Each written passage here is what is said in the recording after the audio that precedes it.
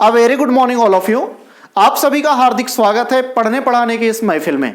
मैं सौरभ आप सभी का तहे दिल से हार्दिक इस्तकबाल करता हूं आपके अपने इस प्लेटफॉर्म में। आई होप आप लोग मस्त होंगे, व्यस्त होंगे, स्वस्थ होंगे और आप लोगों की प्रिपरेशन बहुत अच्छी चल रही होंगी।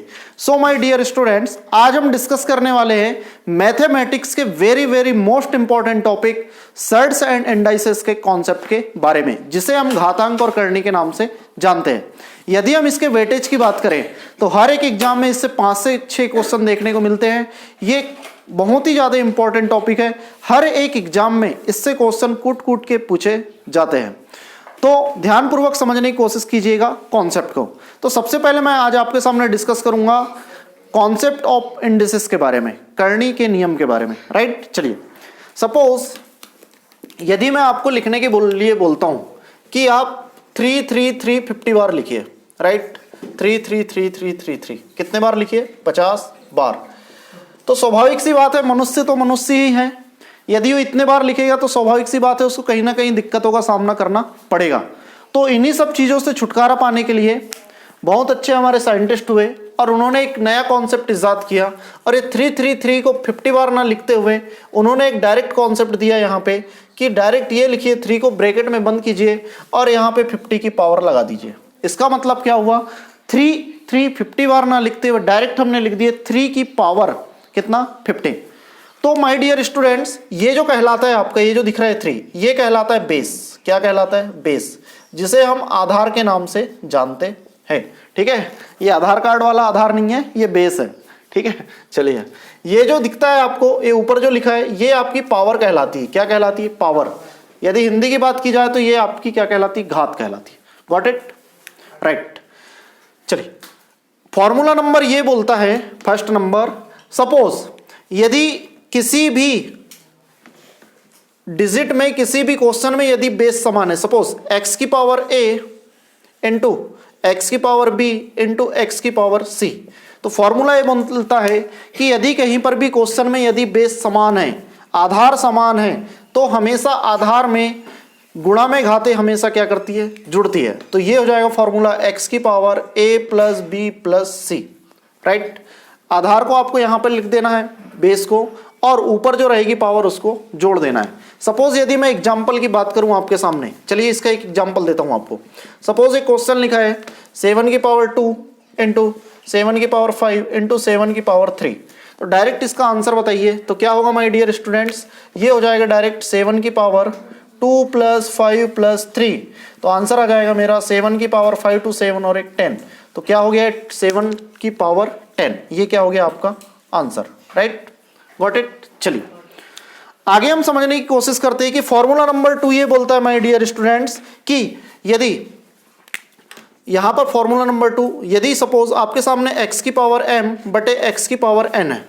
ठीक है, यदि फॉर्मूला में यदि बेस समान है, आधार समान है, लेकिन वो किस में दिया हुआ? डिवाइड में दिया है, बटे में। तो इसका फॉर्मूला ये बोलता है कि x की पावर m माइनस n हो जाती है। क्या हो जाती है? x की पावर m माइनस n, मतलब ये बड़ी में से छोटी संख्या घट जाती है। इसके लिए कंडीशन अप्लाई है कि हमेशा ये जो m की वैल्यू है वो n से क्या होनी चाहिए? बड़ी होना चाहिए। तब ये फॉर्मूला बनता है x की power m minus n। Right, चलिए जैसे कि फॉर एग्जांपल यदि मैं बात करूं आपके सामने, यदि मैं एक छोटा सा एग्जांपल लिखता हूं, यदि मैंने आपके सामने लिखा है यहां पे 4 की पावर 7 बटे 4 की पावर 3, तो आंसर क्या होगा माय डियर स्टूडेंट्स? क्या करेंगे हम? बेस समान है तो हम डायरेक्ट लिखेंगे यहाँ 4 की पावर 7 माइनस 3। तो क्या हो जाएगा? 4 की पावर 4। तो ये हो गया आपका आंसर, 4 की पावर 4। इसको आप सिंप्लीफाई कर लेना, 4 इंटू 4 इंटू 4 इंटू 4। राइट, चलिए उसी प्रकार से दूसरा फॉर्मूला ये बनता है कि यदि x की पावर m बटे x की पावर n, तो इसका एक फॉर्मूला एक और हमको देखने को मिलता है, x की पावर n माइनस m। क्या देखने को मिलता है यहाँ पे? x की पावर n माइनस m। ये कंडीशन कब की है? जब ये जो m की वैल्यू है ये n से छोटी होना चाहिए, मतलब n इसमें क्या होना चाहिए? बड़ा होना चाहिए। तब हम फॉर्मूला इसका प्रयोग करते हैं। जैसे कि फॉर एग्जांपल यदि मैं बात करूं उदाहरण की, यदि आपके सामने लिखा है, चलो इसी को लेते हैं, यदि मैंने यहाँ पे लिखा 2 की पावर लिखा है यहाँ पे 4 और यहाँ पे 2 की पावर लिख दिया 7, तो फॉर्मूला क्या बनेगा? आंसर। तो माय डियर स्टूडेंट्स, आप देख पा रहे होंगे जो ऊपर वाला जो अंश है न्यूमिनेटर और ये डिनोमिनेटर, तो ये जो अंश है वो हर से क्या है, छोटा है। तो इस कंडीशन में क्या होगा, 1 अपॉन नीचे वाली जो पावर रहेगी ये वाली आपकी, तो इससे क्या हो जाएगी, वैल्यू घट जाएगी। तो 2 की पावर 7 माइनस 4, तो कितना हो जाएगा माय डियर स्टूडेंट्स, 1 अपॉन 2 की पावर कितनी हो जाएगी यहाँ पे 3। ये क्या हो गया आपका आंसर। राइट, क्लियर है यहाँ तक के। चलिए, तो दूसरा फॉर्मूला हमको ये देखने को मिला, यदि x की पावर m बटे x की पावर n हो तो फॉर्मूला बोलता है कि x की पावर m माइनस n, कब, जब m की वैल्यू n से क्या हो, बड़ी हो। और इसी प्रकार से यदि इसकी उल्टा देखने की कोशिश की जाए कि यदि n की वैल्यू, यदि इसकी वैल्यू बड़ी हो जाती है और m की वैल्यू छोटी हो जाती है तो ये फॉर्मूला बटे में आ जाता है। ठीक है, 1 अपॉन x की power n minus m। Clear है यहाँ तक के। चलिए, यहाँ तक के आप लोगों को समझ आया होगा। यदि मैं इसके तीसरी फॉर्मूले की बात करूं तो तीसरा फॉर्मूला ये बोलता है कि यदि सपोज यहाँ पे a की पावर m और इसकी पावर n है, ठीक है, इसमें कंफ्यूज मत होना, यहाँ पे a भी हो सकता है, x भी हो सकता है, y भी हो सकता है, कोई भी वेरिएबल हो सकता है। ठीक है, मैं आपको समझाने के लिए इस प्रकार से लिख रहा हूं।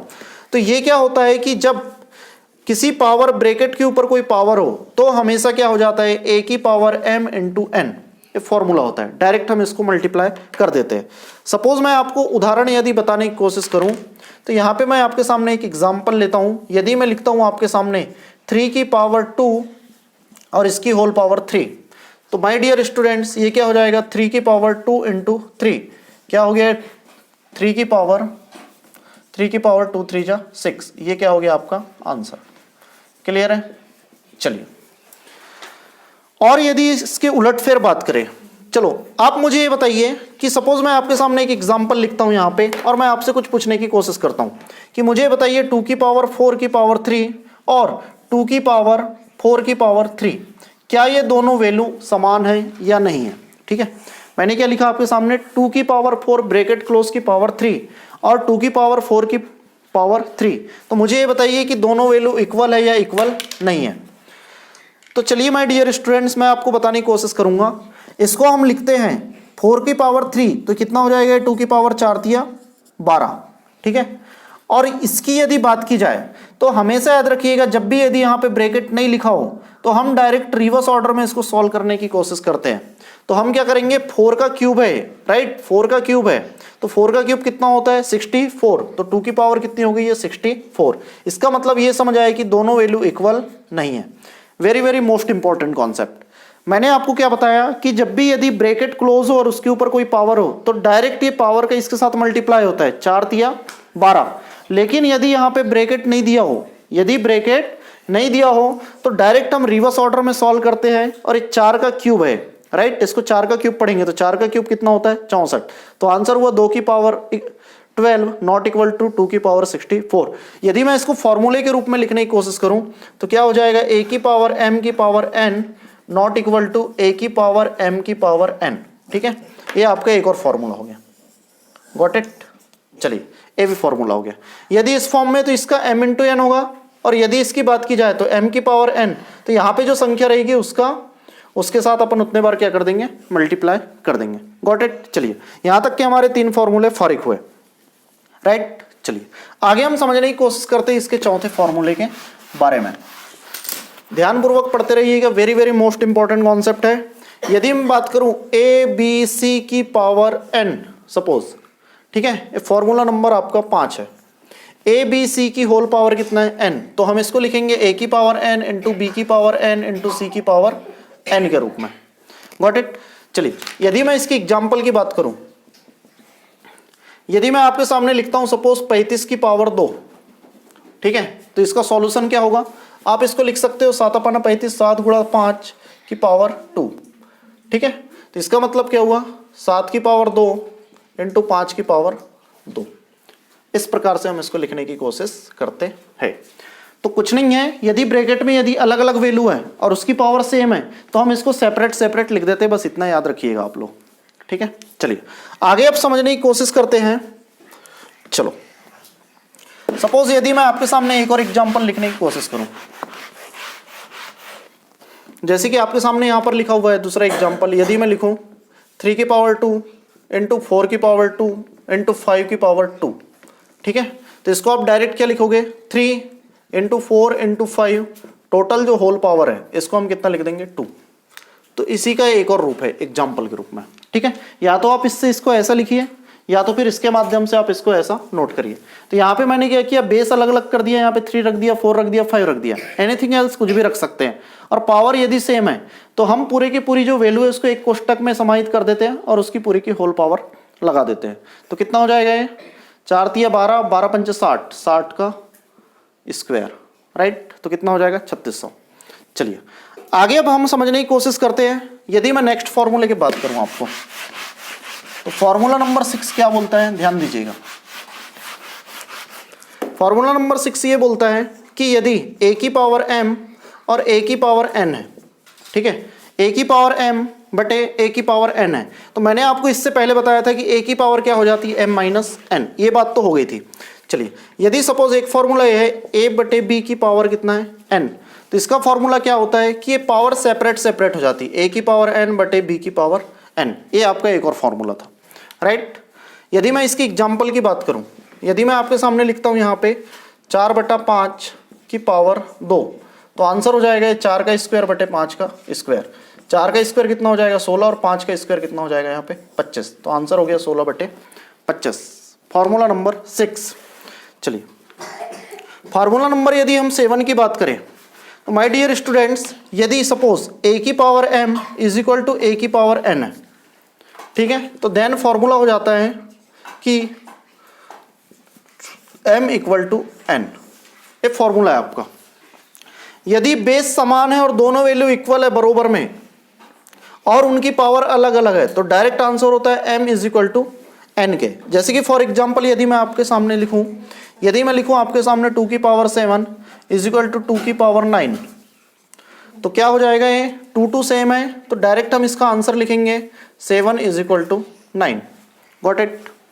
चलिए उसी प्रकार से दूसरा नियम ये बोलता है कि यदि a की power m is equal to b की पावर m हो, ठीक है, b की पावर क्या हो जाए यहाँ पे m, तो देन फॉर्मूला क्या होता है, अब क्या है यहाँ पे बेस अलग अलग है, a यहाँ पे अलग है, b अलग है और m इंटू n है, तो क्या हो जाता है पावर से पावर कैंसल आउट हो जाता है, तो a बराबर क्या हो जाता है यहाँ पे b हो जाता है, याद रखिएगा, ठीक है।